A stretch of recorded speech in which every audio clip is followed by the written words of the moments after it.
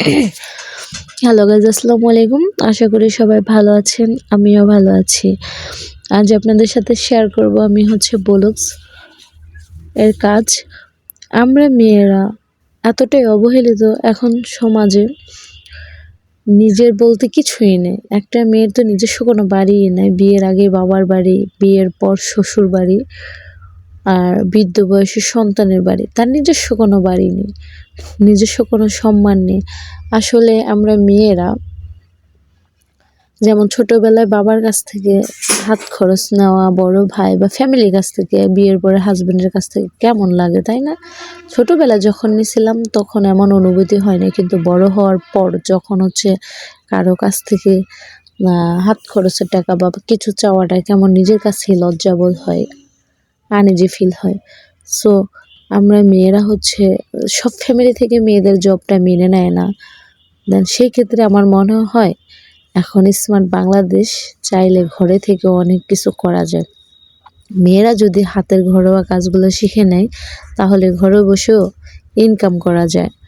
যেমন ব্লক বাটিক্সের কাজ, তারপরে টেলার্সের কাজ। এইগুলা মানুষ বলে না, খোঁজার মতো খুঁজলে খোদার লাগরে পাওয়া যায়। আমরা বিশেষ করে মেয়েরা খুব দুর্বল থাকে।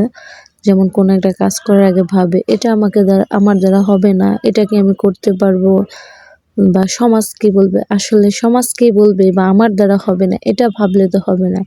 পারিব না এই কথাটি বলিব না, একবার না পারলে চেষ্টা করিব শতবার। একটা কথা আছে না, ঠিক ওই রকমই। পারবো না বলে ছেড়ে দিলে হবে না, চেষ্টা করো। আজ ভালো হয়নি তো কাল ভালো হবে।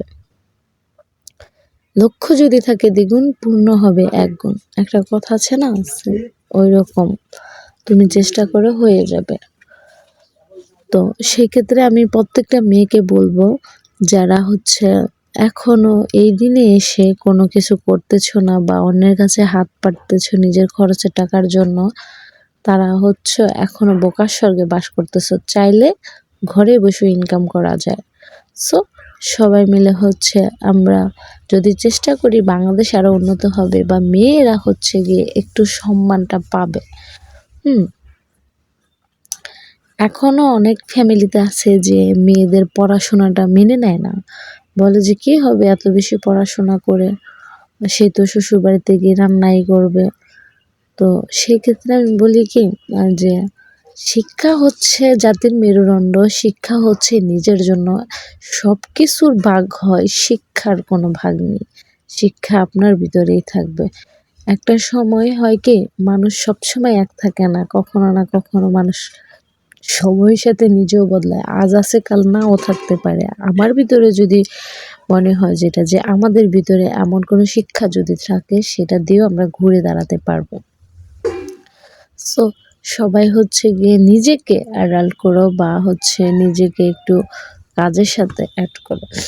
যেমন আমরা চাইলে ঘরে বসে ইনকাম করতে পারি। যেমন একটা মেয়ের যদি শিক্ষা থাকে, সেই মেয়েটা নিজের সন্তানকে পড়ানোর জন্য বা 5টা বাচ্চা যদি টিউশনি করে, তাতেও কিন্তু মোটামুটি নিজের হাত খরচটা চলে আসে। তখন আর কারো কাছে হাত পাততে হয় না। তো সেক্ষেত্রে যদি আমরা কোনো কাজ জানা থাকে, সেই কাজটাও কিন্তু ঘরে বসে করতে পারবো। আসলে একটা ছেলের যে স্বাধীনতা থাকে, একটা মেয়ের সেই স্বাধীনতা থাকে না। একটা ছেলে বাইরে গিয়ে কাজ করতে পারে, একটা মেয়েকে কি বাইরে গিয়ে কাজ করতে দেয়? ছেলেদের সম্পূর্ণ স্বাধীনতা দেওয়া আছে, মেয়েদের কোনো স্বাধীনতা দেওয়া নেই। মুখে মুখে বলে ছেলে মেয়ে সমান অধিকার, কিন্তু দেখো তো কাজ ক্ষেত্রে কি ছেলে মেয়ের কোনো সমান অধিকার থাকে না। একটা ছেলে চাইলে বিয়ের পরও পড়াশোনা করতে পারে, একটা মেয়ে চাইলে তা পারে না, কারণ সব ফ্যামিলি থেকে মেয়েদের এটা মেনে নেয় না। শ্বশুর বাড়ি আর বাবার বাড়ি কখনই এক হয় না। শ্বশুর বাড়িতে গিয়ে যদি মেয়েটা পড়াশোনা করতে চায়, তখন বলে যে পড়াশোনা করে কি হবে, তুমি কি আমাদের চাকরি করে খাওয়াবা? শুধু কি চাকরির জন্যই পড়াশোনা করতে হবে?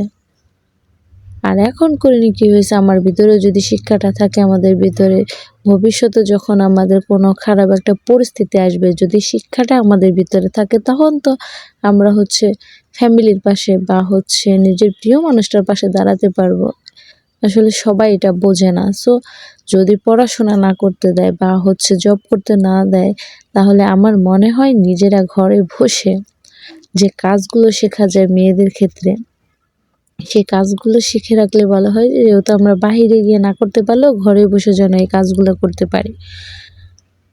তো সবাইকে আমার একটাই অনুরোধ রইল, এই সমস্ত কাজগুলা ঘরে বসে শেখার চেষ্টা করবেন। যেমন হচ্ছে এখন হচ্ছে আপনার বাংলাদেশ ডিজিটালভাবে অনেক কিছু শেখানো হয়, যেমন হচ্ছে সরকারিভাবেও কিন্তু অনেক প্রশিক্ষণ দিয়ে থাকে, টেলার্সের কাজ, তারপর হচ্ছে আপনার ব্লকস বাটিকের কাজ।